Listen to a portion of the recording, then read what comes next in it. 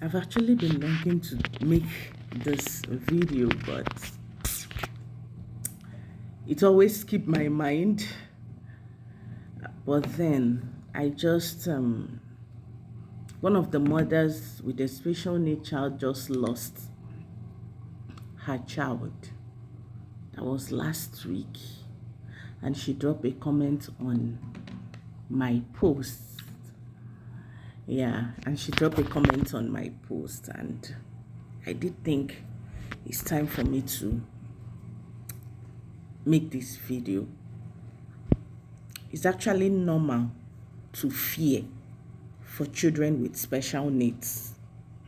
It's actually normal to put other things into consideration. For instance, life expectancy and lifespan and all. You know, if you want to go and read the archaic information on the internet, they will tell you that people with special needs precisely, I like being specific as it concerns our unique situation, do not live long.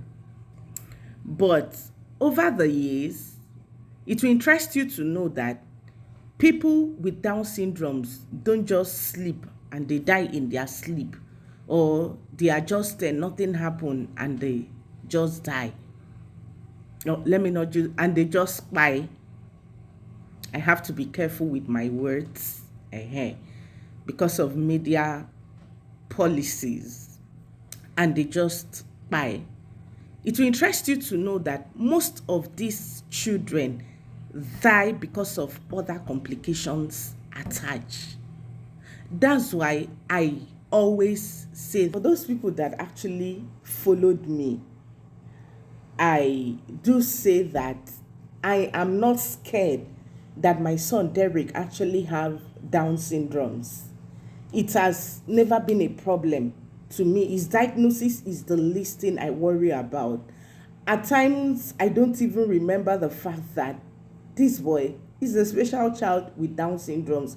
But what mothers like me are mostly concerned about are the other health defects which can actually snuff life out of them.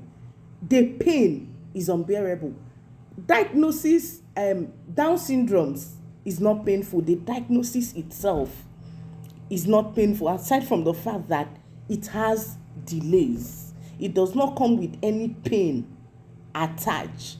But what comes with pain, what comes with the regular hospital appointments, what come with the frequent medication they take. You see, parents like us, we are always buying medication. In fact, we know the names of medication as if we are in the medical field.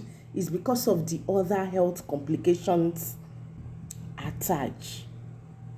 So if you really want to do research on children, I've related to a lot of parents, and unfortunately, it's not something to celebrate because no parent deserves to lose a child. No matter their diagnosis, a child is a child. I have had some that hit me so hard, that even till date, I'm still yet to recover from the fact that they passed, because they deserve to be alive. They deserve to stay, but they didn't just die. They died because of other complications. It was actually other health complications that couldn't be managed well, or maybe the parents did not know on time. So as at the time they get to know about it, a lot has happened, and they could not save the situation that actually by these children.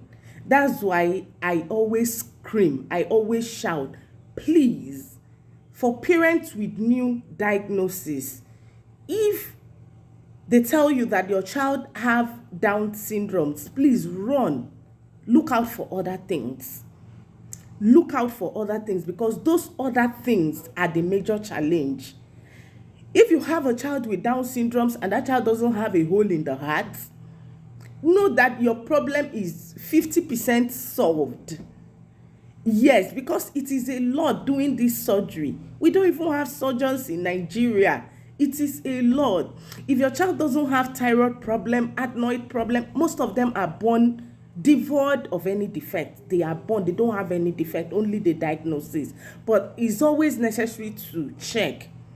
For every parent that have lost their warriors, my condolences are always with you. Nobody deserves to, lost a child.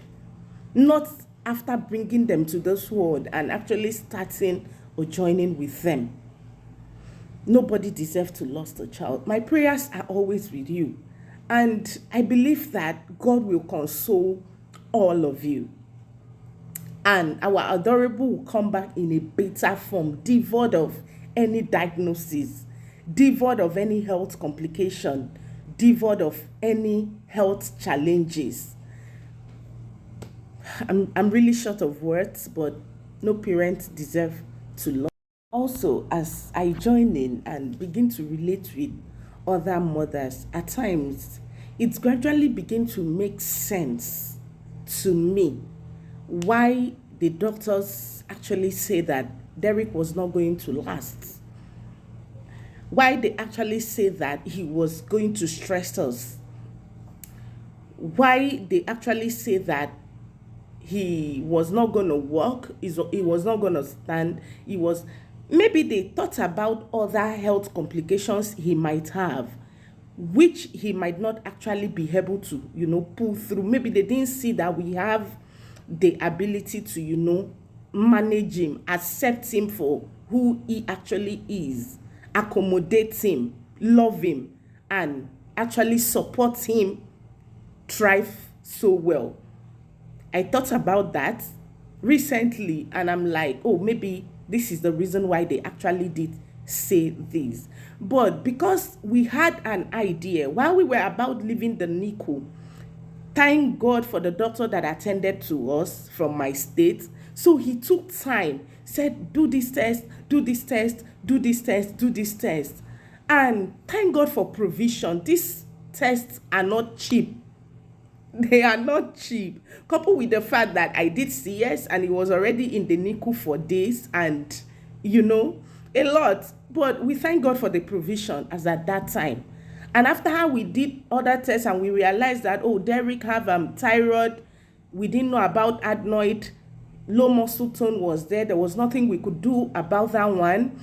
Then he referred us to Mercy Children Hospital for echo. And we took it seriously.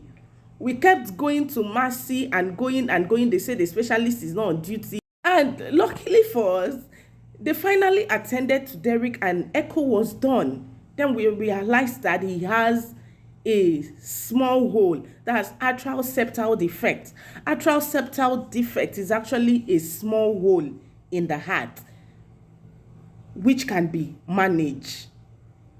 We actually, when we know about Derrick's condition and the things he possibly have, we were able to manage him to the best of our ability.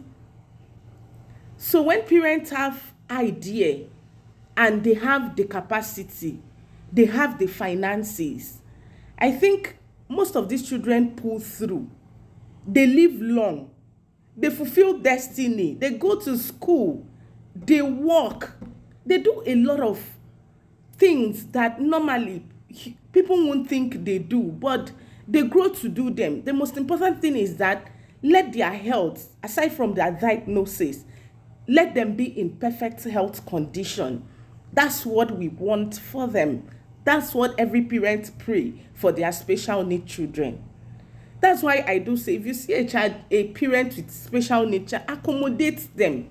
People go through a lot in silence, and don't think that when you see people come to social media to post certain things, don't use that to assume you know everything. People only bring to your screen what they want you to see.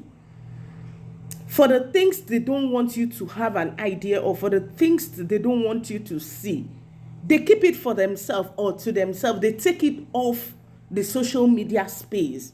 Some for fear of being judged, for fear of being criticized, for fear of being mocked. Some cannot stand the tantrums you are going to through. So please, the children with Down syndromes, I repeat, especially those with new diagnosis, please. At times, it's so unfortunate that doctors don't even recommend these tests. I think immediately they find out that a child has Down syndrome, they are supposed to tell the parents, oh yeah, do this, do this, do this, do this. Then these parents will be aware.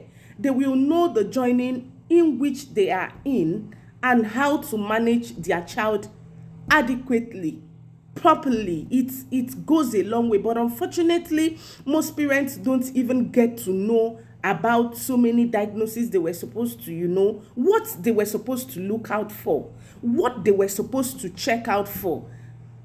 They just give them the information and leave them hanging. If possible, refer them to see a genetic doctor for adequate counseling. I think it's always better to counsel them and tell them what to do and what to look out for. I think it helped in saving the life of these children.